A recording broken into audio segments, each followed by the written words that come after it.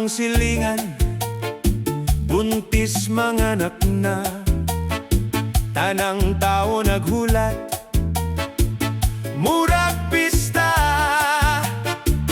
Paggawas sa bata, kulba na pulihan ug katawa.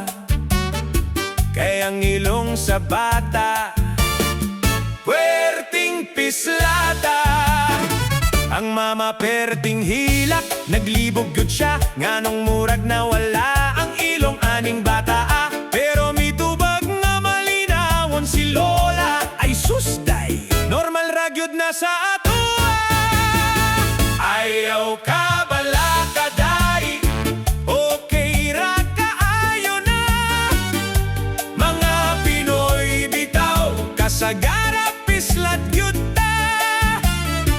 Motindog ran na puhon, sige lang pislita ha. Basin sunod tuig pang artista na siya. Ang bata natulog, walay labot sa drama. Ang mama sige gihapon, pahit sa iyang luha. Pero ang silingan, sa kilid nagkatawa. Kay kabalo na sila, inigdako ka na siya gwapa.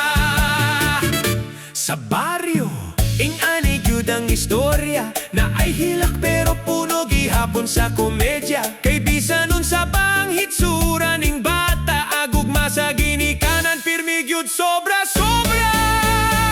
Ayaw ka bala kaday, mo okay ra gyud na. Pislat man karon, pero cute gihapon siya.